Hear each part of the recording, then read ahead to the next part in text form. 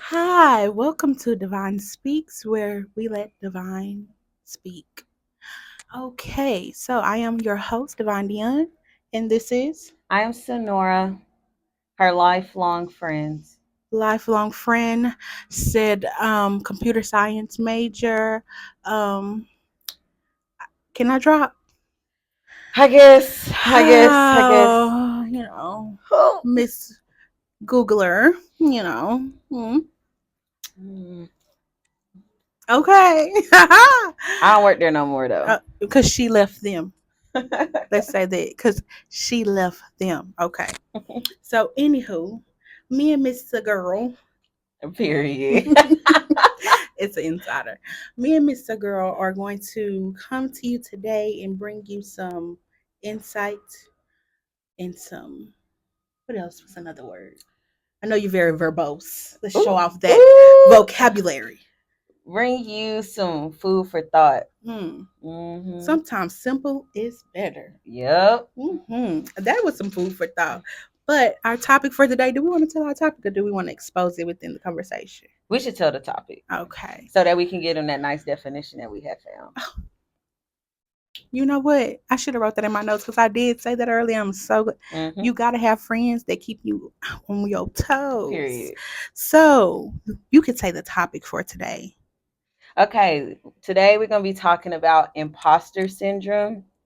And we're going to just read the definition from online because we're not definition makers. Yes, and to be completely honest, my definition is totally different from what this definition was, and it just opened up my mind. I was like, oh, I had that definition all wrong. So, imposter syndrome. My phone wants to black out at the time that I read it. That is technology for you. Nah, for real. Let's bring it back up. This weather today, Not low battery on the phone, beloved. ma'am, It's 20% though. I think it'll be okay. ma'am, you're in my business. Oh, sorry. Yes, I guess I didn't have to expose it like it's that. okay. We could cut, delete, edit. If I will, I probably won't because I don't care that much. So, imposter syndrome is the condition of feeling anxious and not experiencing success internally despite being high performing in external objective ways. Mhm. So, so first of all, it's a feeling.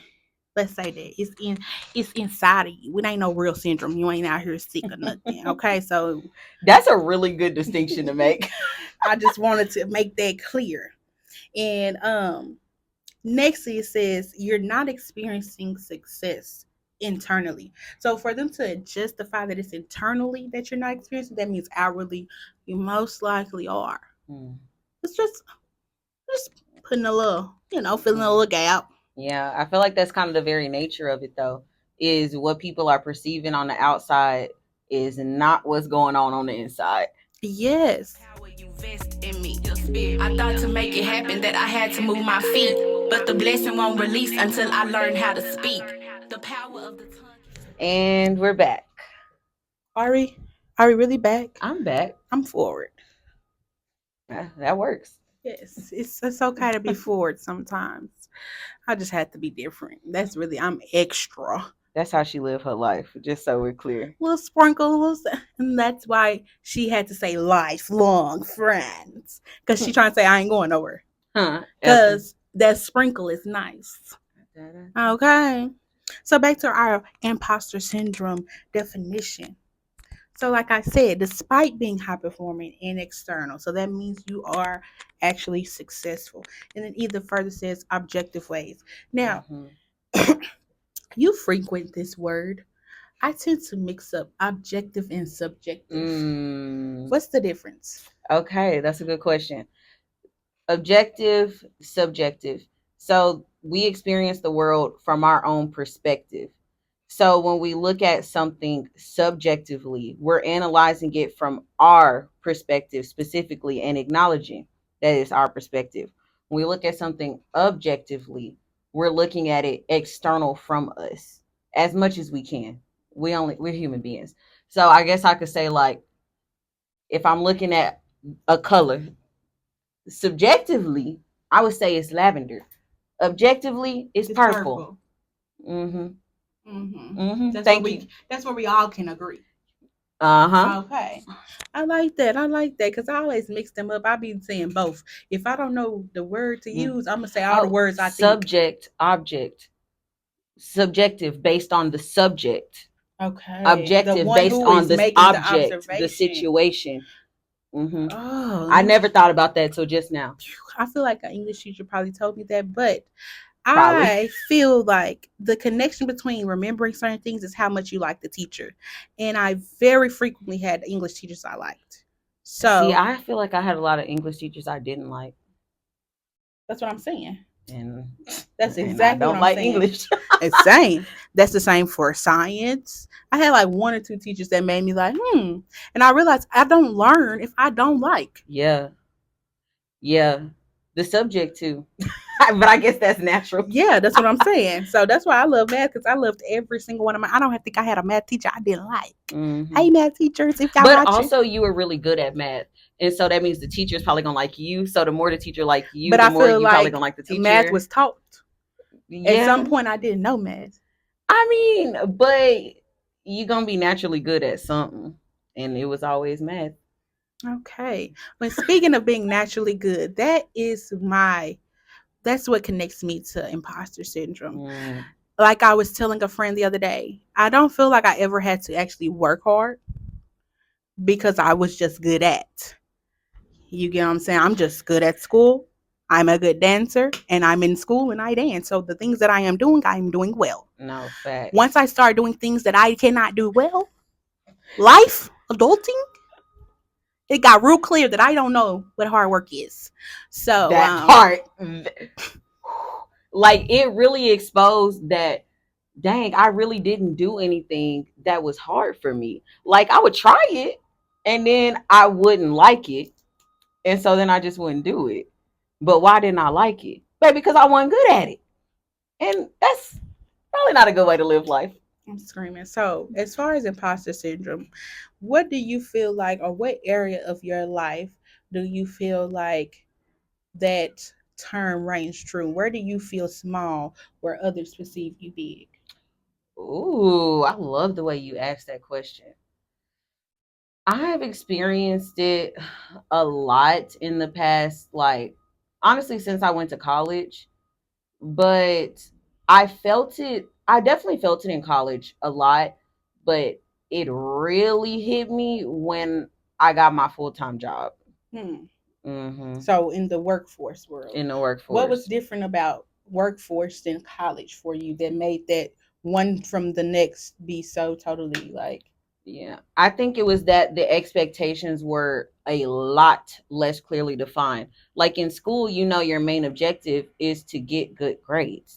That's the main objective. And so, I would just use my little noggin to figure out how to get the objective, how to get good grades. That don't always mean I'm staying up till midnight studying. That means I'm gonna pick a class that don't have me studying.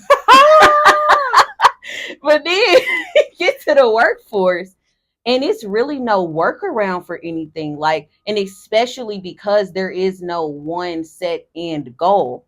There was no end. And I didn't know what to do with that. I seriously did not know what to do with that, especially because I was a procrastinator. Real, real, real bad. And why do you think you procrastinated? Do you know where that stems from, or are you still discovering? It stems from a lack of intrinsic motivation, to be honest. Hold on. I know motivation. I didn't heard intrinsic, but I need definition. Webster, that's probably going to be my special because I like words. And so when I hear a word I don't know, we probably going to give y'all the definition. Period. Intrinsic motivation, it just coming from within. Like, it's not, you can be motivated because people are like, you gotta da da da da da. Okay, that might motivate you. But if it's not coming from within, it's only gonna go so far. Like, and I feel like I relate to that in the terms of school and college. I was always smart. The teacher's pet, people had high expectations of me. and it just worked out because I was good at what I was doing, like I was saying. But as it became going to college, it's like once the eyes were off, the push was off, the motivation was off, the cause and effect of why I was even there. Like I was just like, I don't want to be here. All my life I've been doing what everybody else want me to do.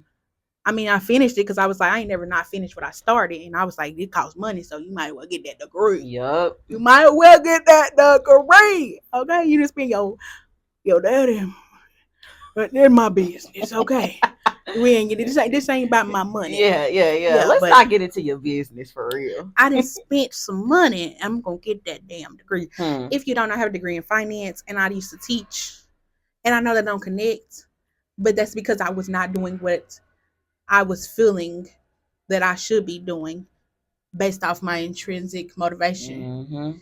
You get what I'm saying? So everybody always thought I was smart, and I feel like once I got to Howard, they thought that I had done it, but the work had just started.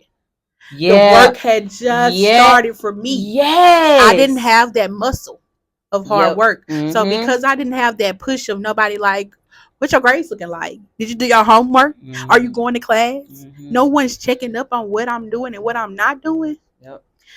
Then it wasn't necessarily, something that I wanted to do and that I did. I barely made it through college. I was the age, if you knew me pre-college, you didn't know me at college. Okay, and if you know me at college, you couldn't believe me pre-college. Y'all just say it like that. Because them grades was not graded. These get degrees. I'm not promoting it, but they do. I know both, and I honestly feel like you're not that different. I feel like it all makes sense. The whole trajectory makes sense. That's because you know me personally. I'm speaking of someone who's objectively observing my life. Come on, objectively? And that's the thing. The definition said in objective ways. So, my dog is out here. So, I feel like I'm finna bring it full circle. Don't lose me. The dog threw me off. That was a distraction. You return. Okay. Back to where I was going. The definition said objectively. Yes. The definition said objectively. And I feel like the whole thing with imposter syndrome is that you're allowing people who do not really even know you to make you have anxiety based off their beliefs of who and what you are. My family knew me as their kid, their granddaughter, their cousin, but that does not mean they know me. You're not just, I want to say this. Everybody's just not being their flat out true selves around their family. You cookie cutter.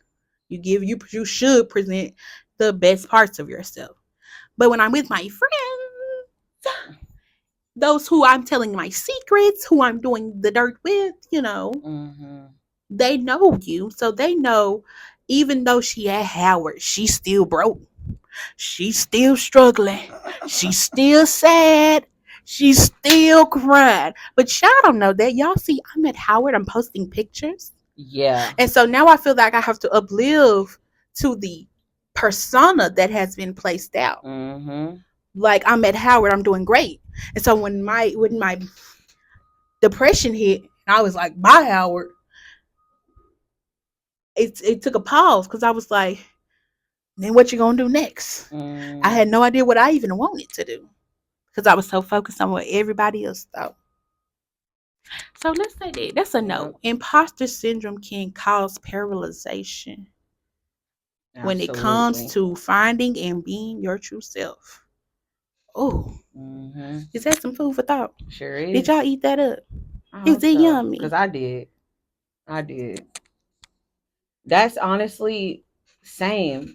It just, mine didn't happen until I was in the workforce. And I truly, although I knew from the get-go that I didn't care that much about computer science, like I was just good at it and I found it actually interesting to do, but I was never passionate about it. But I just never thought about it. And so I'm not doing a good job as a software engineer, baby, because I don't care about it. Because I truly don't care. Why don't I care? That's what I had to figure out for myself. And it's because I only ever did what I was good at. And now that I'm no longer good at it, I don't want to do it no more. But I feel stuck in it because of all of the other things that I had made values along the way that I also didn't care about. So then I had to go soul searching, and we all know how that goes. So, do you feel like that is a requirement to, what is the word I'm looking for? Overcome imposter syndrome, soul searching? To truly overcome it, yeah. You can, if you just need to overcome it a little bit, to do something you need to do, I mean, you can figure out ways to do that. But if you want to truly get over the feeling, because you can get over the feeling to do what you need to do, but to actually cleanse yourself of that feeling, yeah, you have to soul search. You have to figure out what it is that you want.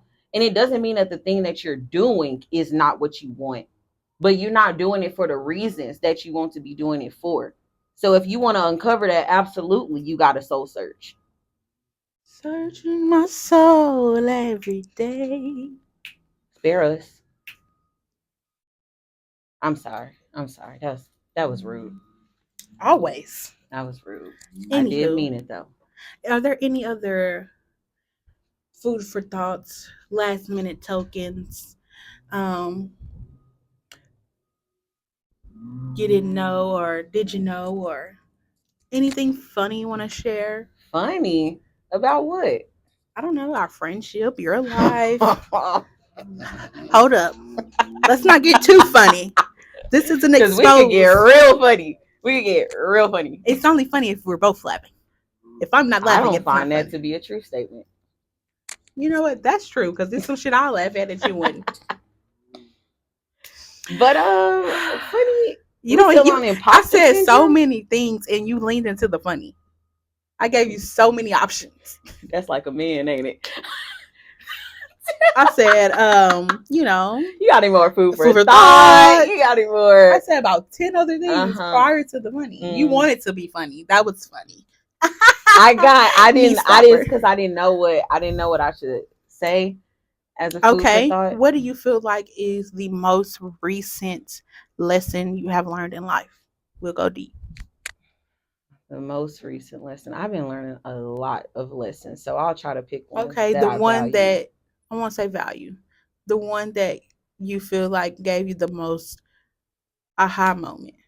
The biggest aha moment you've had in the past 30 days. I've actually never, what I'm about to say, I've actually never put into words. I'm trying to combine lots of things. But the biggest thing I've learned is, this is about to sound so corny, but please know it's not as corny as it sounds. Life is corny sometimes, and sometimes corny is good. Mm-hmm. Corny gets those bows out. Facts. That basically the solution to everything, the goal for everything is love. Like anything that we feel like is a problem, is an issue, it's all comes back down to people. And the way to overcome issues with people is through love for yourself and love for other people.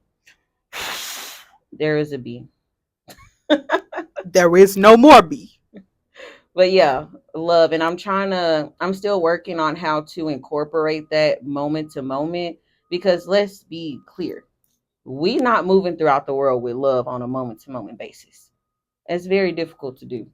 But I've been finding that, like, when I'm feeling stressed, when I'm feeling anxious, when I'm feeling insecure, when I'm feeling superiority, when I'm feeling whatever, it all comes back down to I'm not showing love to somebody. And maybe that is the result of imposter syndrome. You're not loving who you really are. Mm-hmm.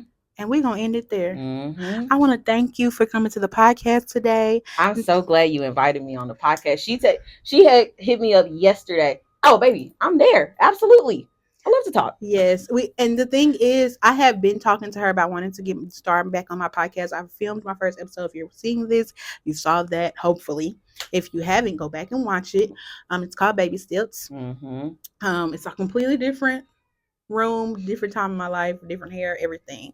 But I just want to thank you guys for tuning in. We're going to cut it short quickly because I'm a mother And my baby is crying. He's crying. Love My you. sweet Peace out. baby.